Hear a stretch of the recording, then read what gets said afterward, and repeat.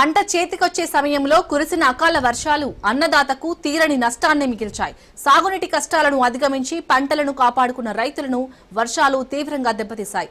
చేతికొచ్చిన మొక్కజొన్న, వరితో పాటు మామిడి పంట ఎటూ కాకుండా పోవడంతో రైతులు ఆందోళన చెందుతున్నారు. ప్రభుత్వం వెంటనే తమను ఆదుకోవాలని రైతులు వేడుకుంటున్నారు.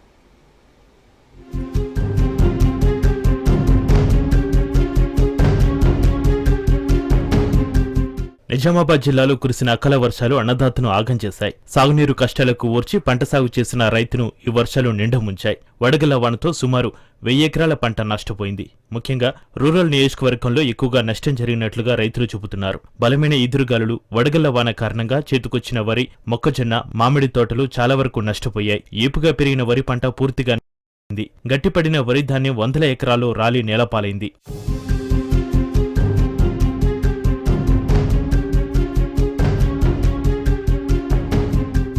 కాగా జిల్లాలో సుమారు 884 ఎకరాల్లో పంటలకు నష్టం వాటిల్లినట్లుగా వ్యవసాయ అధికారులు ప్రాథమికంగా అంచనా వేశారు. సుమారు 380 మంది రైతులు నష్టపోయినట్లుగా సమాచారం. అలాగే కామారెడ్డి జిల్లాలోని 136 ఎకరాల్లో దాదాపు 140 మంది రైతులకు సంబంధించిన పంట నష్టపోయినట్లుగా అధికారులు గుర్తించారు.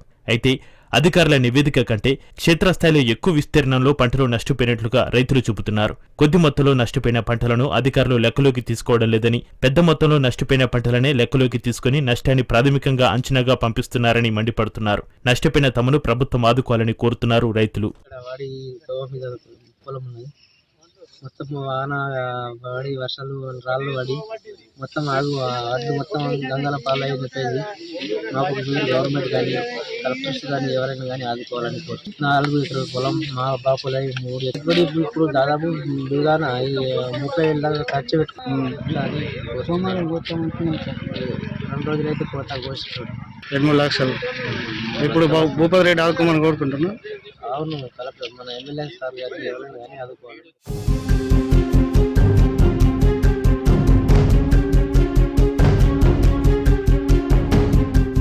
అయితే జిల్లాలో అకాల వర్షాలతో నష్టపోయిన పంటలకు ప్రభుత్వం నుంచి పంట నష్ట పరిహారం రావాలంటే ఖచ్చితంగా పంట నష్టంపై వ్యవసాయ అధికారులు, రెవెన్యూ అధికారులు క్షేత్రస్థాయిలో జాయింట్ సర్వే నిర్వహించాలి. ఆ 2 ప్రభుత్వ శాఖలు సంయుక్తంగా సర్వే చేసి ఇచ్చిన రిపోర్టు ద్వారానే ప్రభుత్వ నష్టపరిహారంపై నిర్ణయం తీసుకుంటుంది. కానీ ఇప్పటివరకు వ్యవసాయ అధికారులు మాత్రమే ప్రాథమిక నివేదిక సమర్పించారు. 2 శాఖలు సంయుక్తంగా నివేదిక త్వరగా సమర్పించాలని రైతులు కోరుతున్నారు.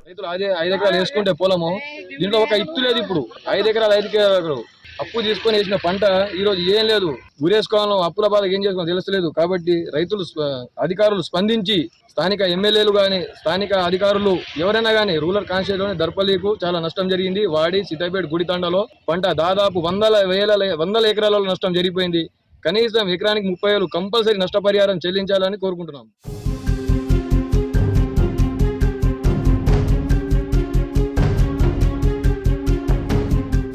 మరోవైపు ప్రకృతి విపత్తులతో పంటలకు నష్టం వాటిల్లితే పంట నష్టపరిహారం ఇచ్చి ఆదుకునేందుకు కేంద్ర ప్రభుత్వం అమలు చేస్తున్న ఫసల్ బీమా యోజన పథకం రాష్ట్రంలో అమలు కావడం లేదు. ఇప్పుడిదే రైతులకు ఇబ్బందిగా మారింది. కేంద్ర ప్రభుత్వ ఫసల్ బీమా యోజన రాష్ట్రంలో కూడా అమలై ఉంటే ఇప్పుడు ఖచ్చితంగా ప్రతి ఎకరాకు కనీసం 20,000 పంట నష్టం చేతికొచ్చేదని, ఆ సాయాన్ని తాము నష్టపోతున్నామని రైతులు ఆవేదన వ్యక్తం చేస్తున్నారు.